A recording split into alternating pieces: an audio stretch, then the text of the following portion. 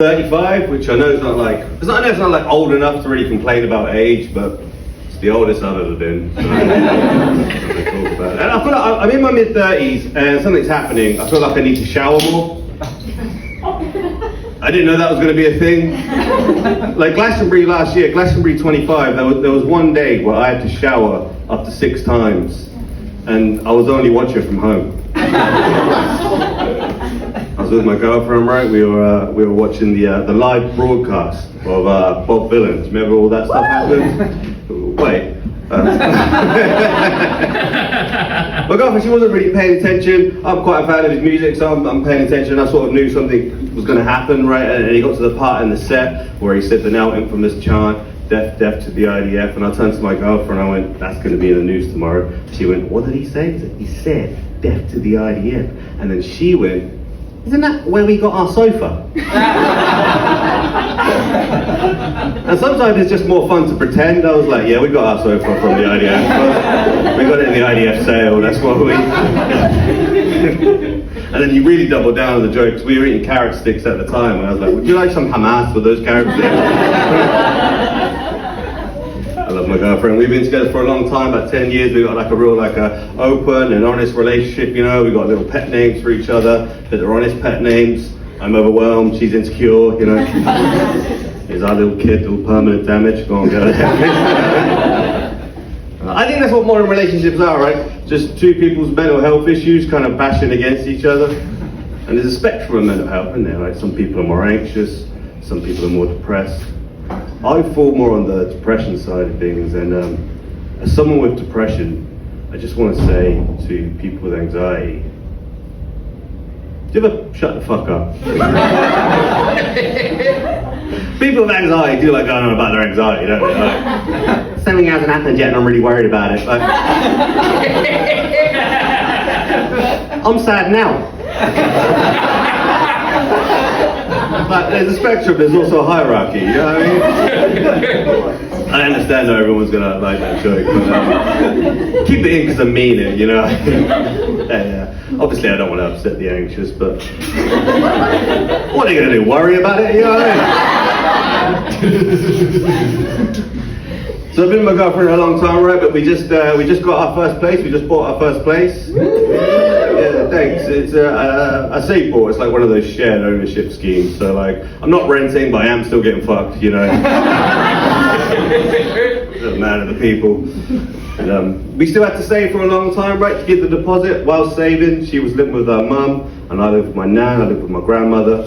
I lived with my nan, right, throughout the entire pandemic, which is a wild and scary time to be living with an elderly relative, and a weird time, because it felt like for 2 years the whole world was crying, like, I can't see my nan. And I'm just there like, yeah, that sounds terrible. I can only see my nan, you understand? Who would you rather, you know? I love Nana, but it was a lot, you know? It was a lot.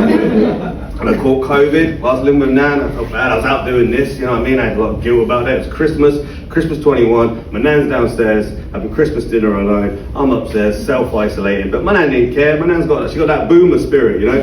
The type of spirit you only get when your mortgage is fully paid off. Like, you know, this is what the fuck she wants, you understand? So she comes to the bottom of the stairs on Christmas Day, she's like, "Hello, come join me, it's Christmas." I can't, Nan. Why not? Because I'll kill you. The Germans couldn't kill me. It's not the Germans, Nan. Not this time. It's the Chinese. Let's not bang on about that. They're really the detail, you know what I mean? It's a long time ago. I don't know why I'm still talking about it. Jesus. But actually, I had a lot of fun living with my nan. I did, because we got to reconnect again, you know? My nan's like, your nan's your best mate when you're a kid, and you get in your teenagers, and you're in your 20s, and you become like a selfish person, and you don't go see her, but it brought us back together, you know? So we became like friends again. Like, we shared mutual interests. Like, I now know all the names of the members of the royal family. My nan can now name you all 9 members of the Wu-Tang Clan. Turns out both the royal family and the Wu-Tang Clan have a member that's an old dirty bastard. And you guys ever notice this, right? You ever notice this? That whenever a member of the royal family dies, so does a famous American rapper. So this has happened like 3 times now. So When Prince Philip died, we lost the American rapper DMX, right? Philip and DMX, they got some similarities, they both like dogs. They both said a lot of politically incorrect stuff, right? They could have been friends, you know?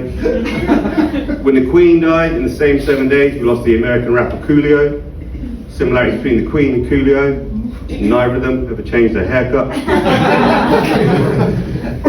Basically, what I'm saying is, when Prince Andrew dies, P. Diddy.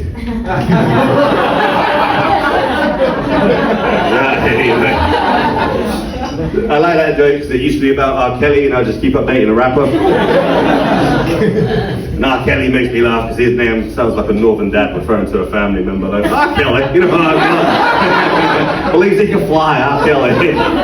He pissed on her, never mind, doesn't matter. Doesn't matter what he did.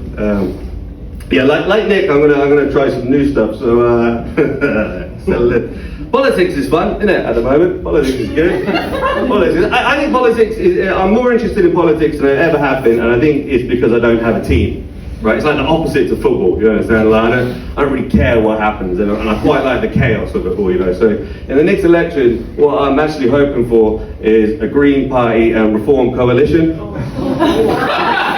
Because imagine the Christmas party. That's a lot of people, you know what I mean, with different opinions having to hang out together. That's fine. It's very confusing. I think the people it will be the most confusing for is probably the migrants. You know what I'm saying? Because they'll be like, migrants come in, no migrants come out, no migrants come in. Those migrants are going to be doing more U-turns than Keir Starmer. Yeah, I'm happy with that joke actually. Yeah, I'll say it a bit smoother another time, but yeah, the premise of it works. Maybe it's just you. You're holding me together here, man. Thanks. Like you do. Yeah, me and my girlfriend, like, we're talking about having kids, and yeah. She talking, I'm in a room, you know what I'm saying? Receiving information. Talks very fast as well.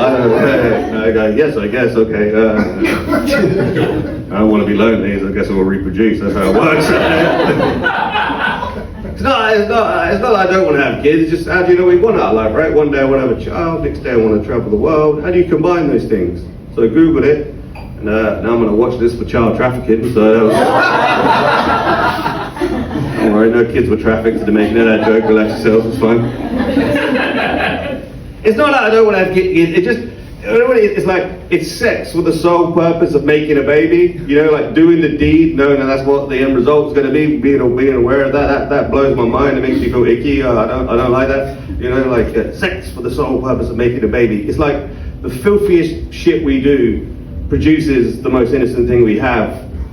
And that blows my mind. I think like when we're making this baby, we need to ask ourselves some questions, or things get a bit confusing in the bedroom. Like when we're making this baby, do we still do the choking thing? Like, baby, baby. You know? Some of you look concerned. Don't be concerned, because the person in that sketch being choked and spanked is me. Come on, don't yuck my yum, eh? King shame me. We're all liberals here. I did that show, I did that joke at another show the other day, and this woman came up to me after the gig, and she was telling me about how she's a mum, really dedicated to her kid, and that's one part of her life, but another part of her life is that she's really into like BDSM. And she felt kind of conflicted, right? I said, look, it's fine to have kids and be into BDSM, just don't get the toys confused, you know? It's